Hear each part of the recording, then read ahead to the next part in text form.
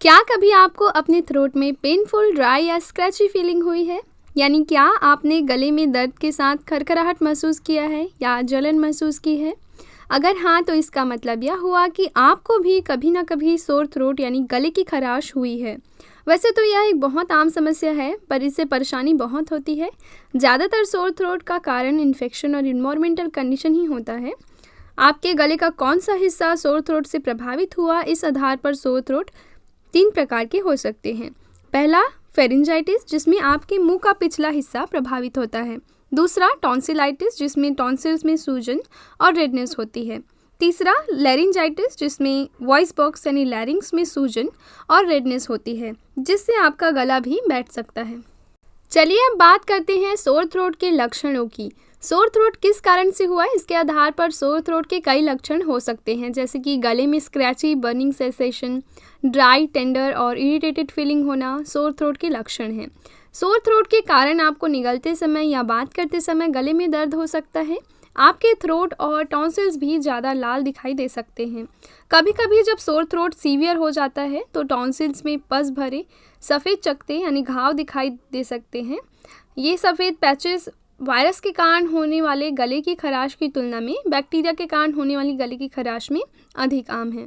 इसके अलावा sore throat में आपको कुछ और लक्षण भी दिखाई दे सकते हैं, जैसे कि नेज़ल कॉन्जेशन यानी नाक बंद हो जाना, रनी नोज़ यानी कि नाक का बहना, कफ यानी कि खांसी, फीवर यानी कि बुखार, चिल्स यानी ठंड लगना, swollen glands in the neck यानी कि गर्दन के पास की ग्रंथियों में सूजन, हार्श वॉइस यानी कि मोटी या कर्कश आवाज़, बॉडी एक्स, बदन दर्द, हेडेक यानी कि सिर दर्द, ट्रबल इन सॉल्विंग यानी कि निगलने में परेशानी होना, एपेटाइट लॉस, भूख न लगना। ये सारे लक्षण आपको सोर थ्रोट के होने पर दिखाई दे सकते हैं। चलिए अब सोर थ्रोट के कुछ कॉमन कारणों को डिटेल में समझते हैं।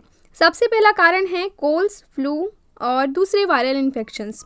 लगभग 90% सोर थ्रोट वायरस के कारण ही होते हैं। तो वे कौन कौन से वायरस हैं जो सोर थ्रोट कॉज कर सकते हैं? कॉमन कोल्ड वायरस, जो कि सबसे कॉमन वायरस है, इन्फ्लुएंजा वायरस जिससे फ्लू होता है, मोनोन्यूक्लियोसिस जो कि एक तरह की इन्फेक्शियस डिजीज़ है और सलाइवा के थ्रू ट्रांसमिट होती है, मीजल्स, चिकन पॉक्स, मम्स, इन सब वायरल इन्फेक्शन के कारण आपको सोर थ्रोट हो सकता है। दूसरा है स्ट्रेप थ्रोट और दूसरे बैक्टीरियल इन्फेक्शन के कारण होने वाला सोर थ्रोट।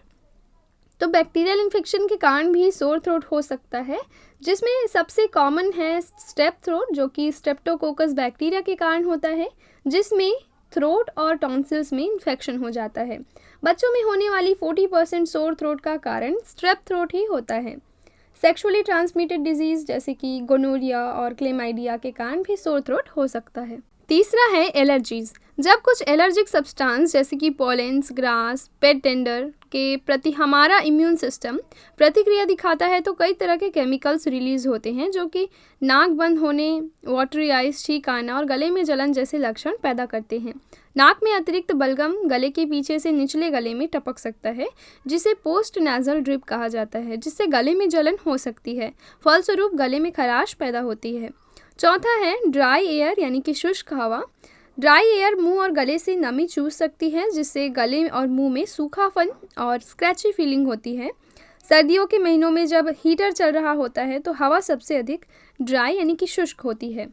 पांचवा है स्मोक, केमिकल्स और दूसरे इरिटेंट यानी कि जलन पैदा करने वाले सब्सटेंस। वातावरण में उपस्थित कई अलग अलग रसायनों और अन्य पदार्थों से गले में जलन होती है, जिसमें शामिल है सिगरेट और अन्य तंबाकू का धुआं, वायु प्रदूषण, साफ सफाई में इस्तेमाल किए जाने वाले रासायनिक पदार्थ जैसे फिनॉल, एसिड्स आदि भी जलन पैदा कर सकते हैं। छठवा है इंजरी यानी कि चोट लगना। कोई भी चोट जैसे गर्दन पर चोट लगना या कट जाना गले में दर्द का कारण हो सकता है। आपके गले में कुछ खाना फंस जाए तो भी आपको परेशानी हो सकती है और गला छिल सकता है। लंबे समय तक अगर आप लगातार बोलते रहते हैं तो आपकी वोकल कॉर्ड्स और गले की मांसपेशियों पर तनाव पड़ता है। इसलिए चिल्लाने के बाद, जोर जोर से बात करने के बाद, लंबे समय तक गाने के बाद आपके गले में खराश हो सकती है। अक्सर जो ट्रेनर्स होते हैं, टीचर्स होते हैं, उनमें सोर थ्रोट एक आम समस्या होती है, एक आम शिकायत होती है, क्योंकि उन्हें अक्सर चिल्लाना पड़ता है, जोर जोर से लगातार बात करनी पड़ती है। सातवां है gastroesophageal reflux disease, GERD। Gastroesophageal reflux disease एक ऐसी कंडीशन है जिसमें पेट का एसिड वापस ईसोफेगस में आ जाता है। ईसोफेगस क्या है? वो नली जो भोजन को मुंह से पेट तक ले जाती है।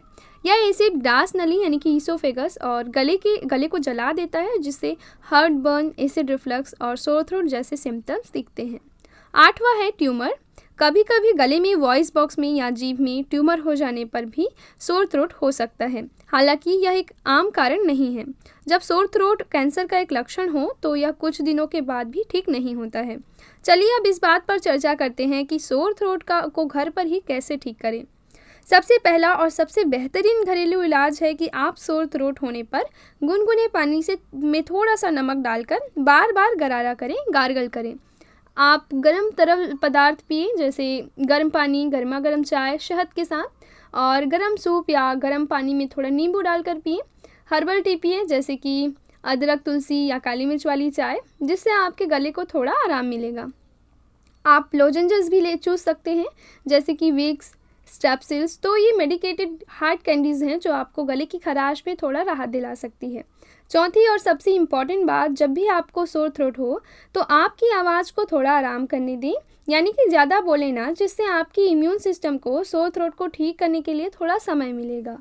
आमतौर पर सोर थ्रोट अगर कॉमन वायरल इन्फेक्शंस की वजह से है तो वह अपने आप ठीक हो जाता है, पर अगर सोर थ्रोट बैक्टीरियल इन्फेक्शन के कारण है तो आपको एंटीबायोटिक्स लेने की ज़रूरत पड़ेगी, जिसके लिए आपको डॉक्टर के पास जाना पड़ेगा। तो कुछ खास सीरियस कंडीशंस हैं, सिम्टम्स हैं, जिसके दिखने पर आपको सोर थ्रोट को ट्रीट करवाने के लिए डॉक्टर के पास जाने की ज़रूरत पड़ेगी।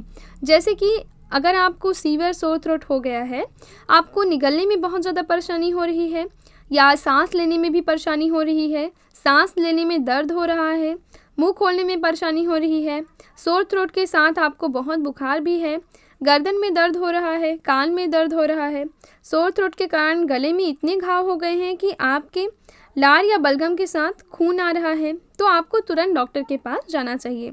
अगर सोर थ्रोट 1 हफ्ते से ज़्यादा समय तक ठीक नहीं होता तो आप ट्रीटमेंट के लिए डॉक्टर के पास ज़रूर जाएं। So this is the end of the video. अगर आपको इसी तरह की स्वास्थ्य और मेडिसिन से संबंधित और जानकारियाँ चाहिए तो सब्सक्राइब करिए यूजी फार्मा गाइड चैनल को और बेल आइकॉन का बटन दबाना मत भूलिए। Thank you so much. Stay healthy, stay safe, have a good day.